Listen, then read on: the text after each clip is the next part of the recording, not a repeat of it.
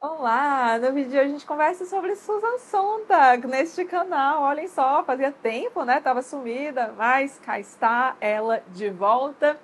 E dessa vez a gente conversa sobre On Woman, que é a coletânea de textos mais recente publicada dela. E seguinte, caso você não conheça a Susan Sontag, vamos aqui espalhar a palavra de Susan Sontag para você. Susan Sontag, que foi uma crítica, ensaísta, cineasta, escritora e mais um monte de outras coisas, que ficou muito famosa principalmente pelos seus ensaios que abordavam majoritariamente temas envolvendo cultura. Tanto a dita alta cultura quanto a cultura mais popular, da qual Susan Sontag, aliás, era uma ávida partidária. Se você tiver mais interesse em conhecê-la, saiba que está no lugar certo, porque Susan Sontag é uma das minhas autoras favoritas e a gente tem muito vídeo sobre a obra dela aqui no canal. Também um vídeo sobre uma biografia dela, então vou deixar o link da playlist com vídeos sobre a obra da Susan Sontag e sobre a Susan Sontag aqui na descrição para vocês, mas foquemos neste On Woman por hora. Susan infelizmente não está mais entre nós, mas o seu filho David Rieff continua vivíssimo e é graças a ele que, mesmo após a morte da Susan, a gente continua tendo acesso aos escritos dela. Ele publicou algumas obras da mãe de forma póstuma, como por exemplo os diários dela, e a gente fica aqui ansiosamente esperando o terceiro volume. Já li os dois primeiros e adoro, aliás. Fica a dica, Companhia das Letras. Bora reimprimir esse primeiro volume, né? Que a galera tá atrás. Voltando, entre essas publicações póstumas, nós temos também esta coletânea aqui, que foi lançada muito recentemente, no ano passado, que reúne textos da Susan Sontag que abordam, em teoria, o tema mulher. Vocês perceberam o em teoria, né? Calma que a gente já vai falar sobre isso. Os textos que nós temos aqui foram escritos entre 1972 e 1975, que coincidem justamente com o período mais ativo do movimento feminista nos Estados Unidos, pelo menos até a época. A década de 1970 foi marcada por marchas, por vários protestos demandando direitos iguais entre homens e mulheres. Falavam muito da questão da violência doméstica, enfim, foram anos bastante agitados em relação à causa feminista nos Estados Unidos. E como a Susan Sontag escrevia muito sobre pautas contemporâneas, e já que essa era uma pauta que a afetava diretamente, já que ela era uma mulher, ela acaba colocando esse tema em seus escritos. Os textos que a gente tem aqui são 7, para ser mais específica. 4 deles são ensaios, 2 são entrevistas e um consiste em uma troca entre a Susan Sontag e a também escritora Adrienne Rich. E para nossa conversa fluir melhor aqui, eu resolvi dividir este vídeo em 2 blocos. Então, primeiramente a gente conversa sobre os 4 primeiros textos e depois a gente vai para os 3 textos finais, e eu faço isso porque claramente há uma divisão bem nítida nesta coletânea. Pois bem, no primeiro bloco a gente tem os textos que realmente têm a mulher como tema central. Temas que envolvem muito a figura da mulher, como, por exemplo, equidade, beleza, feminismo. Ela fala da questão da sexualidade também mais aplicada à mulher, fala sobre o envelhecimento também da perspectiva feminina. E eu vou puxar esse gancho do envelhecimento para a gente conversar já sobre o primeiro ensaio, cujo título é O Duplo Padrão do Envelhecimento. E eu vou traduzir os títulos dos ensaios aqui, mas saibam que as traduções são minhas, ok? Porque a gente, infelizmente, não tem tradução desta coletânea por aqui, mas suspeito que a Companhia das Letras deve publicar eventualmente, porque os direitos da obra da Susan Sontag aqui no Brasil estão com eles. Sobre o ensaio, se eu fosse resumir o ponto principal do ensaio, a tese do ensaio, eu diria que o envelhecimento é muito mais cruel para as mulheres do que para os homens. A Susan Sontag começa este ensaio com uma pergunta. Uma pergunta que, de início, parece simples, mas a gente pode desenvolver muita coisa a partir dela. E a pergunta é: quantos anos você tem? Ela simula algumas situações de respostas a essa pergunta, e aí do ponto de vista de uma mulher, ela fala que se essa pergunta, quantos anos você tem, é feita a uma mulher numa situação mais impessoal, digamos, por exemplo, você vai tirar a carteira de motorista, você vai renovar seu passaporte. É muito provável que, de bate-pronto, a mulher responda confortavelmente qual é a idade dela. Já se essa pergunta é feita num contexto mais pessoal, pode ser que a mulher pense duas vezes antes de responder, que ela pondere mais em relação à resposta que ela vai dar. E, coincidentemente, eu comecei a ler este livro após ter uma conversa com uma amiga e a gente estava conversando sobre essa questão de aniversário. Eu estou gravando este vídeo no dia do meu aniversário, inclusive estava perto do meu aniversário, então a gente estava conversando sobre essas coisas. E aí ela falou que a partir do ano que vem começa a mentir a idade. E ano que vem essa minha amiga faz 30 anos. E eu lembro de ter ficado, meu Deus. Mas isso é, de certo modo, algo comum para as mulheres, né? Eu acho que já foi mais, hoje em dia isso tem melhorado, mas até hoje a gente ouve falar daquela coisa de, não se pergunta a idade de uma dama, né? Que isso é algo indelicado, que a mulher não pode falar quantos anos ela realmente tem. E a gente raramente vê essa preocupação com relação aos homens. E assim, não é que os homens gostam de envelhecer, né? Afinal de contas, a gente está numa sociedade que, convenhamos, valoriza muito a juventude, só que, convenhamos também, é fato de que a cobrança por essa juventude, por parecer jovem, é muito mais pesada em cima das mulheres que dos homens. Uma prova disso é a indústria que, não sei mais se o termo correto a ser utilizado é anti-idade ou acho que é anti-envelhecimento, né? Anti-idade tem a questão de etarismo, enfim. Toda essa indústria que busca justamente combater o envelhecimento e que é muito mais focada em mulheres. Eu estava conversando sobre isso um dia desse com o Digníssimo, ele nunca tinha ouvido falar de botox preventivo. E eu aposto aí que 99,9% das mulheres assistindo a este vídeo já devem ter ouvido falar do tal do botox preventivo. A sociedade é muito mais permissiva com o envelhecimento dos homens do que com o das mulheres, né? A gente vê, por exemplo, cabelo branco. Em homens é considerado algo charmoso. Para mulheres, quando começa a aparecer o primeiro cabelo branco, meu Deus do céu, o que eu vou fazer? Preciso pintar. Obviamente, a gente tem exceções, mas convenhamos que nós conhecemos, principalmente da galera ali entre 30 e 40 anos, que é quando os primeiros fios brancos começam a aparecer, as mulheres costumam sempre pintar, enquanto os homens não se preocupam tanto com isso. Na página 7, ela diz o seguinte: ser fisicamente atraente conta muito mais na vida de uma mulher do que na vida de um homem. Mas a beleza, identificada como é para as mulheres com a juventude, não combina muito com o envelhecimento. Eu falei que eu estou gravando este vídeo no dia do meu aniversário, né? Pois bem, eu faço 28 anos hoje, estou chegando perto dos 30, e eu vejo muito claramente, até pelo meu próprio círculo de amigos, onde algumas pessoas estão fazendo 30 anos justamente neste ano, outras fizeram ano passado, que isso, fazer 30 anos, passar dessa fase, né, deixar os 20 e poucos para trás, parece ser um peso muito maior para as mulheres mesmo, que começam a falar, mas você já está fazendo botox, os cabelos brancos, você já está pintando o cabelo, e eu não vejo essa preocupação por parte dos meus amigos homens, sabe? Mais de que muito do que a Susan Sontag fala aqui já não é mais tão verdade assim, porque ela escreve na década de 1970, né? Muita coisa, felizmente, mudou de lá para cá,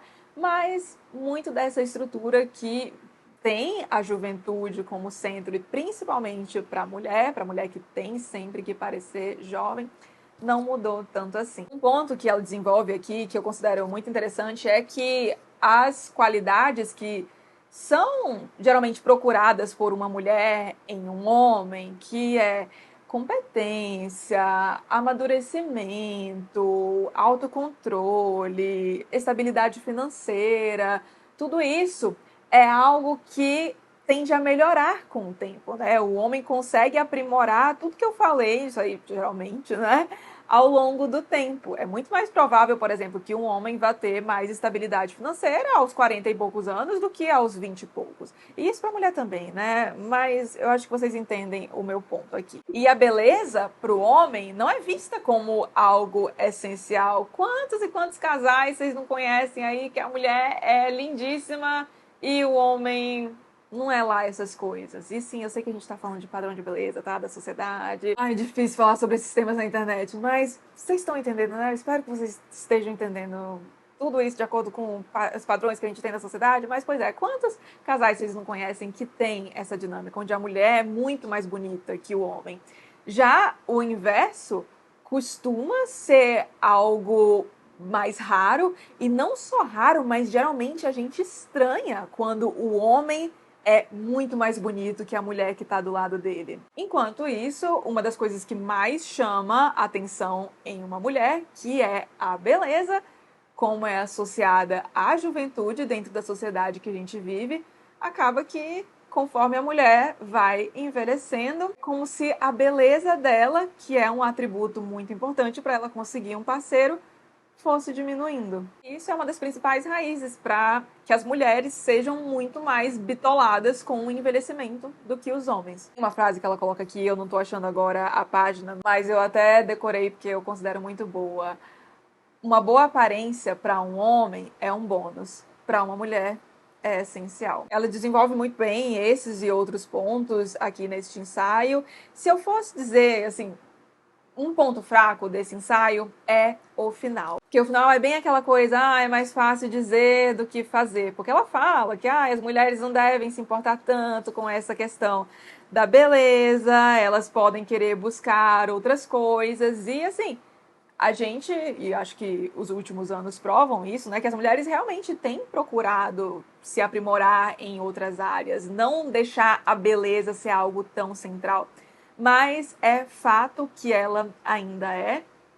E por mais que eu falo até assim por mim, algumas coisas eu tento não me submeter. Por exemplo, eu sei que parece bobo aí para muita gente, mas acreditem, eu já recebi inúmeras críticas de outras mulheres, aliás, aqui no canal por conta disso. Eu não faço as minhas unhas. As minhas cutículas são praticamente inexistentes, eu nunca tirei cutícula, eu toco piano, então minha unha não pode ficar muito grande. E a verdade é que eu não me importo. E mesmo se eu não tocasse piano, também não ia ter unha grande, porque eu morro de nojo de unha grande. Mas, voltando. O fato é que muitas vezes eu já fui considerada descuidada, porque eu não faço minhas unhas, sendo que, gente, e eu já me submeti a isso. Quem vê os vídeos antigos do canal, pode olhar aqui no histórico. Muitas vezes eu estava de unhas feitas e eu fazia isso justamente pra, ok, sociedade, estou fazendo o que vocês querem que eu faça. Mas acabei desencanando. No começo foi algo muito desconfortável, mas agora eu tô de boa, apesar de que vira e mexe eu ainda recebo críticas por conta disso, ou sugestões tipo, você não quer fazer a unha aqui, não sei o que. E não, mas não tô querendo aqui ser, meu Deus, a transgressora, tá? Eu sei que eu abaixo a minha cabeça ainda para muitas demandas da sociedade, e a verdade é que eu não me vejo deixando de abaixar a cabeça para muitas delas, porque eu sei que sim, beleza importa, e eu não. É triste falar isso, né? Mas, dada a centralidade da beleza, eu não estou disposta a sofrer as consequências de não ser considerada uma pessoa bonita nessa sociedade. O segundo texto é intitulado O Terceiro Mundo das Mulheres, e aqui a gente tem uma entrevista que a Susan Sontag concedeu. Então ela responde a algumas perguntas e o texto é interessantíssimo também. Aqui ela vai falar um pouco da experiência dela como mulher e de como o ambiente em que ela viveu dentro de uma família não tão tradicional, assim, ela tinha muita liberdade, por exemplo, para ler os livros dela, ela era estimulada a isso. Então, como todo esse ambiente fez com que ela tivesse aspirações como, por exemplo, ela queria ganhar um prêmio Nobel. Era o sonho dela quando menina, porque ela leu a biografia da Marie Curie, ficou encantada e decidiu que era algo que ela queria para ela. Ela se visualizava num laboratório. Mais tarde, ela descobre que, na verdade, ela queria ser escritora. E, dentro do contexto em que ela vivia, nunca tinha passado pela cabeça dela que ela teria dificuldade de fazer essas coisas pelo simples fato de ser mulher. Mas logo ela vai vendo como é que a sociedade funciona quando ela sai da esfera familiar dela, começa a frequentar a faculdade, etc. A Susan Sontag viveu até um período bastante complicado porque ela se casa muito cedo, se casa aos 17 anos, com um homem bem mais velho do que ela e tem toda uma complicação a partir disso, ela se divorcia, mas ela não viveu muito do que mulheres contemporâneas a ela viveram, por exemplo. Ela não trocou o nome dela, ela resistiu a aceitar a pensão alimentícia, porque ela não queria aquilo para ela, ela queria conseguir viver por si mesma. Nos diários dela que eu já li, ela manifesta um pouco desse desconforto, assim, de ver a relação que ela tinha como algo que a limitava muito, até pelo fato de ela ter casado muito jovem com um homem muito mais velho que ela, né? Enfim, mas ela se reconhece como sendo uma exceção. E ela realmente foi. A Susan Sontag triunfou num mundo, num ambiente que era nitidamente dominado por homens. Na biografia dela tem várias situações. Uma que nossa, eu lembro até hoje. Era comum no século passado que homens e mulheres estivessem jantando lá, todo mundo conversando. E aí, depois do jantar, os homens iam jogar, fumar, enfim, ficavam na sua. E as mulheres iam para um outro lugar. Nossa, só falando disso já me vem vários romances à cabeça que apresentam justamente esse tipo de situação. E uma mulher fala da postura da Susan em relação a isso. Tava todo mundo no jantar, a Susan tava lá falando com os homens e aí ela é convidada a subir para ficar junto das mulheres. E aí ela diz que não, ela tá conversando ali, ela vai ficar ali mesmo. Essa mulher, que se não me falha a memória, era a anfitriã ali do jantar, fala que a Susan acabou mudando as regras para sempre, que desde aquela noite homens e mulheres nunca mais se separaram na casa dela. E eu achei legal que a gente teve um pouco dessa experiência pessoal da Susan aqui e ela se reconhecendo como a exceção que ela era. Outro ponto que ela aborda aqui é a importância das mulheres no poder, porque não adianta só, as mulheres estão aqui no mercado profissional agora, estão com mais espaço. Mas a gente sabe que no começo as mulheres eram muito mais direcionadas a funções de cuidado, né? Então, secretária, funções mais adjacentes, babás e coisas do tipo. Só que acaba que ainda assim isso é algo limitante, né? A mulher não saía muito dessa esfera do cuidado, da assistência. Então, é importante que haja mulheres no poder para que a gente tenha realmente mudanças estruturais. Ela comenta aqui também sobre a dupla jornada de trabalho, sobre como, mesmo quando mulheres ocupavam posições igualmente importantes quando comparadas aos homens, ainda assim era esperado de que quando elas chegassem em casa, quando o casal chegasse em casa, na verdade, o homem ficasse ali descansando e a mulher fosse ver a janta, limpar a casa. E eu conheço situações do tipo até os dias de hoje. E uma outra questão que eu considero importante que ela aborda nesse ensaio é sobre como muitas vezes as mulheres parecem dificultar a vida das próprias mulheres. E agora há pouco eu falei de um exemplo disso, né? Porque quando eu fui criticada por não fazer as unhas, em nenhuma dessas vezes foi por um homem, foi sempre por mulheres. Todas as críticas também em relação a alguma coisa da minha aparência que foram feitas aqui no canal ou no Instagram sempre foram feitas por mulheres.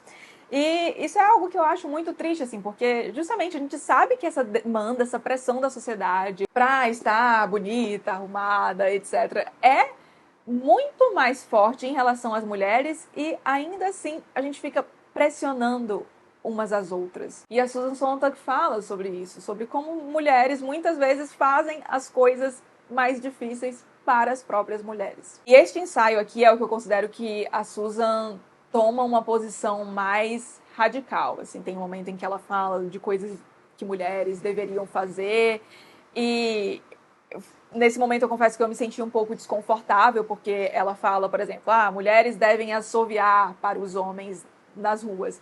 E eu entendo de onde isso vem, mas eu não conseguiria fazer esse tipo de coisa, por exemplo, sabe? Então foi algo que me causou um pouco de desconforto. Porque, de novo, eu entendo de onde isso vem, entendo que isso quer causar um incômodo igual ao que nós, mulheres, sofremos, mas, sinceramente, eu acho assoviar eu acho tão horrível quando isso acontece comigo que eu não conseguiria fazer isso com outra pessoa, sabe? Então, esses pontos aqui um pouco mais radicais dela, talvez, e que talvez alguns nem considerem radicais aí, tá? Mas me geraram um pouco de desconforto. Os dois próximos textos, que são o terceiro e o quarto, são os textos mais curtinhos da coletânea e o tema é comum, então a gente pode falar dos dois de uma vez só. O primeiro se chama A Beleza de uma Mulher, Humilhação ou Fonte de Poder? O próximo é o Beleza. Qual será a próxima mudança?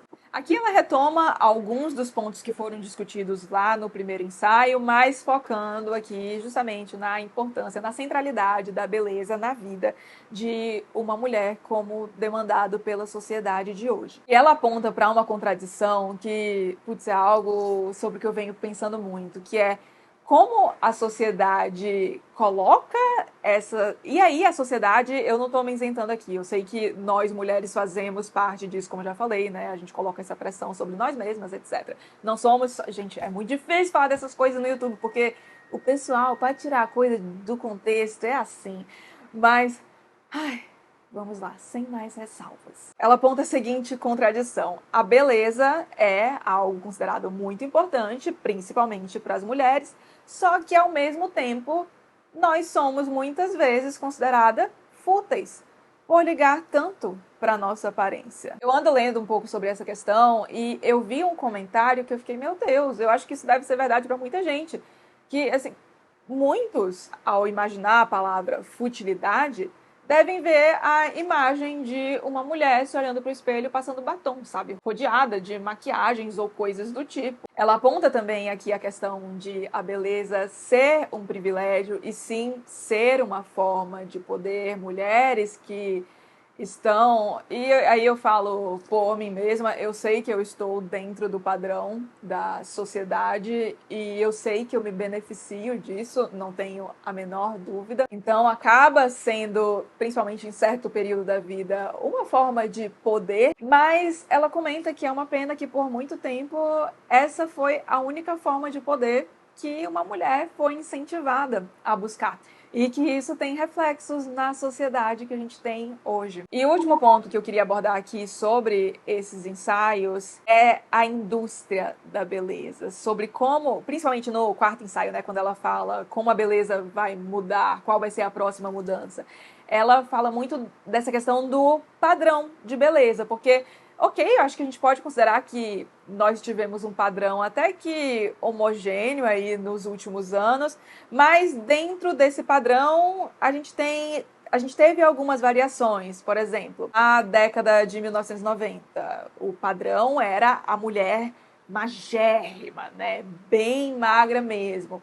Depois isso foi mudando, a gente teve até a questão das Kardashians, né? Então as mulheres com corpos mais volumosos, e aí parece que agora já tá voltando pro corpo mais magro mesmo. E isso afetando essas próprias Kardashians, né? Porque depois elas começaram também a retirar um pouco de silicone, a ter corpos mais magros, enfim.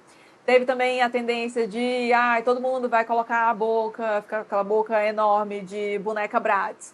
E aí, agora as pessoas estão tirando um pouco disso. A gente tem esses ciclos, né? E isso movimenta uma baita de uma indústria. Eu disse que esse era o último ponto, mas não é. Tem um outro ponto aqui que ela coloca que também é algo que eu venho pensando muito, que é essa questão da naturalidade, porque ela diz aqui, até o natural, entre aspas, é uma forma de teatro. São necessários muitos artifícios para parecer natural. E aí eu acho que mulheres vão se identificar muito com o que eu vou falar aqui, que é, tem a famosa lá, a atriz ou a blogueira, que aparece, sem filtro, sem maquiagem.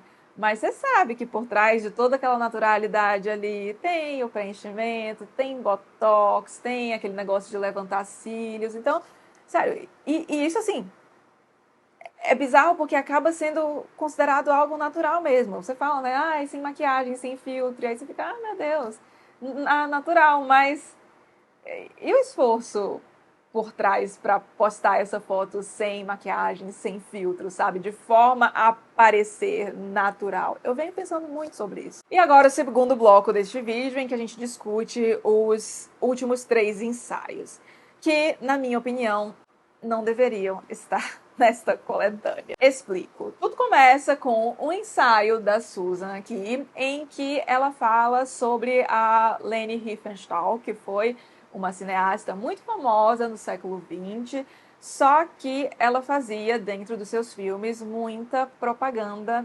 nazista. Ela era muito próxima ao Hitler, ao Goebbels, etc. E o ensaio é muito interessante, porque a Susan fala um pouco dessa questão entre ética e estética, sobre a estética do fascismo, nazismo, como isso é utilizado dentro da propaganda. No caso aqui dos filmes da Leni Riefenstahl, a Susan Sontag fala mais sobre isso num dos meus ensaios favoritos do Contra-Interpretação. Tem resenha aqui, que é o sobre o estilo. Ela fala também sobre erotização, mas o ponto principal de controvérsia aqui, digamos, é a reabilitação da figura da Leni Riefenstahl depois da Segunda Guerra, mais ou menos ali justamente na década de 70. A Susan Sontag não coloca isso como algo central, mas ela fala de que muito da reabilitação da figura da Leni Riefenstahl nos ciclos de cinema, etc.,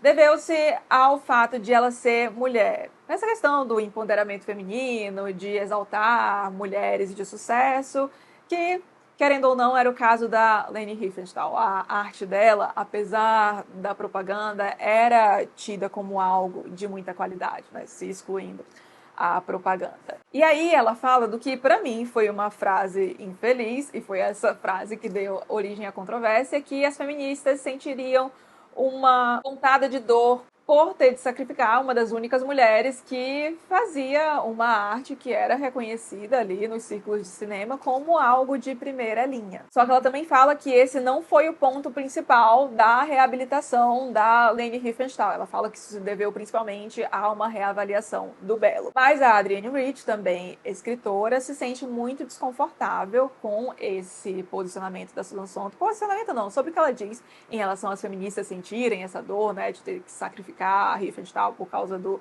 passado dela com o nazismo, etc.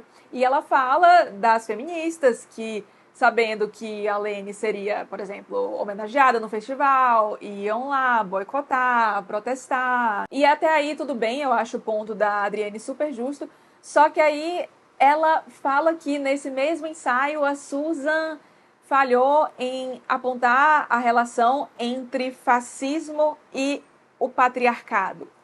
Sendo que, assim, não era a intenção do ensaio. E aí a Susan, isso faz até parte da réplica da Susan, que a Adrienne fala que leu o ensaio O Terceiro Mundo das Mulheres, e aí elas perguntam como que a mesma mente que produziu aquele ensaio maravilhoso é capaz de falhar nesse ponto aqui. E aí ela basicamente levantou a bola para a Susan Sontag cortar, né? Porque a Susan Sontag falou que, muito simples, não era esse o meu ponto no ensaio. E ela fala, não só nessa réplica a Leni Riefenstahl, mas numa entrevista que tem também a seguir, desse incômodo dela de ver que muitas figuras que se consideravam, né, alinhadas ao movimento feminista, etc., esperavam que a Susan continuasse aparentemente escrevendo só sobre isso, sempre tendo um teor de militância nas análises dela, quando não era algo que ela estava disposta a fazer, mas que isso não significava que ela não se aliava à causa feminista. A Adrienne Rich fala que a Susan devia falar mais da experiência dela, assim, não da experiência, assim, numa análise mais intelectual, sabe? Ela queria algo mais pessoal e a Susan Sontag se sente incomodada com isso. A Adrienne acaba até reavaliando o ensaio da Susan Sontag depois disso, lá O Terceiro Mundo das Mulheres, que ela tinha elogiado, e eu achei isso bastante bizarro, sabe? Apesar de concordar que a colocação da Susan Sontag em relação às feministas não foi realmente das mais felizes. Mas para essa coletânea aqui, qual que é o meu ponto em relação a esses três textos? Parece que esse ensaio da Susan Sontag sobre a Leni Riefenstahl é colocado só como contexto para os dois textos que virão a seguir, que é essa troca entre ela e a Adrienne Rich. e uma entrevista que a Susan Sontag dá, que fecha aqui a coletânea, em que esse ponto, essa discordância entre a Adrienne e a Susan Sontag é colocada em pauta novamente. Ou seja, o ensaio parece que é colocado só para isso, para o contexto que vem a seguir, só que o ensaio é enorme, fala de várias questões que não tem nada a ver com o tema que está aqui escancarado no título da coletânea, que é mulheres. É boa parte do livro, sabe? É tipo isso aqui, o que é o quê? Uns 40% do livro, talvez. Então me parece que é um tanto quanto estranho você comprar uma coletânea chamada On Woman e, tipo, 40% dela não ter tão a ver com mulheres assim. Até na entrevista que tem aqui, essa retomada ao desconforto entre a Sontag e a Rich é colocado de forma meio rápida, sabe? Então a gente tem vários temas sendo abordados nesses textos que não tem a ver com o tema central da coletânea. Por mais que eu tenha gostado de ler os textos da segunda metade, porque eu sou muito fã da Susan Sontag, sempre estou interessada em ler tudo que ela tem a dizer, realmente não faz sentido dentro desta coletânea, dentro do que seria o propósito desta coletânea. Eu não pude deixar de terminar a leitura com a impressão de que se a Susan Sontag estivesse viva, ela não teria deixado essa coletânea sair do jeito que saiu, porque eu já li coletâneas de ensaios da Susan Sontag e você vê que tem uma coerência, sabe? Ela aborda diversos temas, mas você vê que tem um fio condutor ali. E não é o caso, eu não senti isso nessa coletânea aqui. Eu tive a impressão também de que não é a Susan no auge aqui, sabe? Então, por exemplo, se este for o primeiro contato de alguém com a Susan Sontag, eu acho que essa pessoa vai terminar a leitura entendendo a grandiosidade da Susan Sontag, sabe? Os textos aqui, apesar de eu ter gostado de ler, definitivamente não estão no mesmo nível do que a gente tem contra a interpretação, questão de ênfase, a vontade radical. Não, são textos muito bons, mas assim, é uma coletânea que eu recomendo a leitura para quem gosta da Susan Sontag. Se você quer conhecer a Susan Sontag, eu não diria que, ou só se interessa pelo tema, eu não diria que essa aqui seria uma boa leitura, pelo menos uma porta de entrada. Para você que quer conhecer a Susan Sontag, recomendo muito a entrevista dela para Rolling Stone, que foi a primeira coisa que eu li da Susan Sontag, aliás, tem resenha aqui, ou sobre fotografia, Diante da Dor dos Outros, aí sim você vai entender o que essa mulher fazia. Aqui, achei que a coletânea não fez jus à grandiosidade dela. Eu diria que, assim, para os textos, eu daria 4 de 5 estrelas. Para a coletânea, como um todo, eu diria que umas 3 estrelas, 3,5 estrelas no máximo. Mas reforço, se você como eu é fã de Susan Sontag, vale a pena a leitura sim. Inclusive é um livro que vai permanecer na minha estante. Tenho certeza que vou voltar para algumas coisas aqui, porque os primeiros ensaios, nossa, me deu material para pensar sobre muita coisa, quis me aprofundar em alguns temas, já fui procurar outros livros também. Então, se você gosta de Susan Sontag, se interessa pelo tema, leitura recomendada, mas fica essa ressalva aqui sobre o que você vai encontrar na coletânea, né? Não vai esperando ler textos apenas sobre o tema mulheres, porque não é o que você vai encontrar aqui. Não é somente, aliás, o que você vai encontrar aqui. Se você gostou do vídeo, não esqueça de deixar um like e de se inscrever aqui no canal, caso não seja inscrito ainda. Um grande beijo e até os próximos vídeos.